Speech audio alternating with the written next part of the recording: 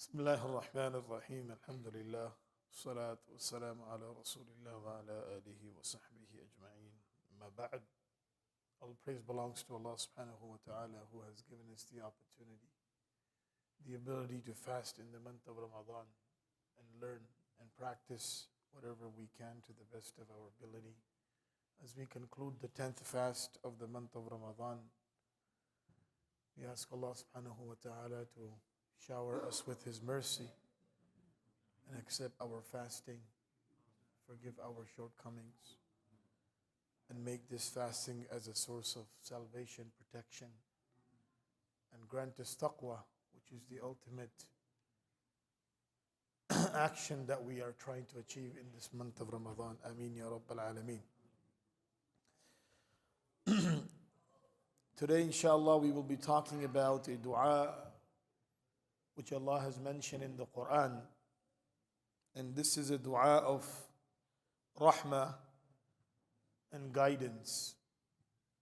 Allah Azza wa Jal mentions in Surah Al-Kahf, in the story of the people of the cave. As we know that in this story, there was a group of people, youngsters, who decided to protect their faith in the time of difficulty and in the time of tyranny of the leader at that time. And this story Allah subhanahu wa ta'ala has mentioned in the Quran for us to ponder upon. But at the same time, the effort that was taken by these people to protect their faith, it was just not trying to get away and find a place where they can protect themselves, but also their reliance on the mercy of Allah Azza wa Jal and their seeking of guidance from Allah subhanahu wa ta'ala. Allah Azza wa Jal mentions إِذْ أَوَى الْفِتْيَةُ إِلَى الْكَهْفِ, when these youngsters, they took refuge inside the cave, they made supplication. رَبَّنَا آتِنَا مِن لَدُنْكَ رَحْمَةً وَهَيِّئْ لَنَا مِنْ أَمْرِنَا رَشَدًا. That, O Allah, grant us mercy from your side and grant us ease in our affairs so we may be guided to the right path. And this is a very powerful dua, a dua that gives not only protection, but also gives a strength inside this human being to face any type of difficulties. Because we can see from the scenario of these people, they were frustrated, they were feared, they had fear, and they were looking to see if any way that they are ready to die, but they're not ready to forego their faith. And these challenges, this dua is something that is the means of their protection. And in fact, sleeping in the cave for 300 years, this is part of the dua, that how Allah Azza wa Jal changed the entire system. This is the power of dua. What does dua do? Dua actually makes the impossible possible. And it works beyond your understanding, beyond your imagination. Because it works from the qudra of Allah subhanahu wa ta'ala. Something that is never heard of, that a person went to sleep for 300 years and then woke up again.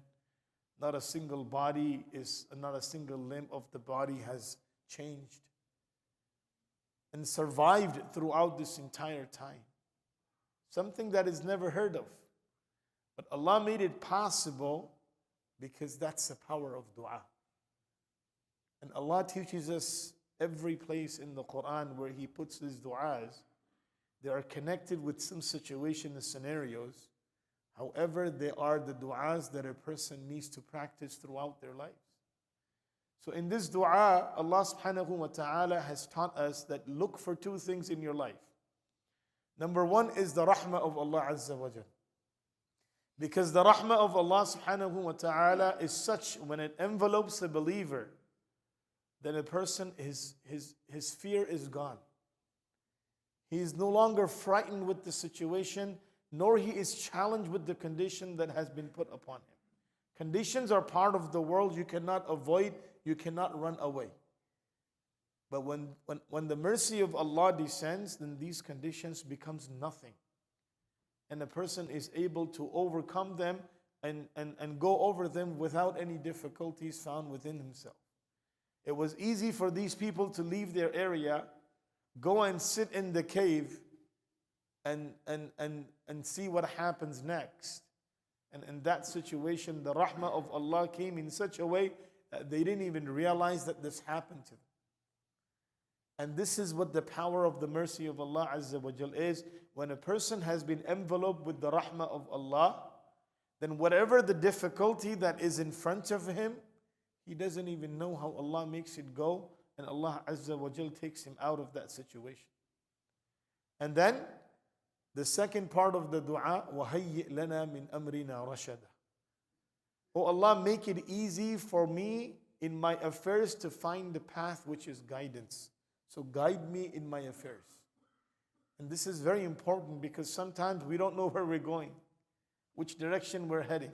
This is why Nabi sallallahu alayhi wa sallam used to make dua, Allahumma ma qadayta li min qada'in faj'al aqibatahu rushda.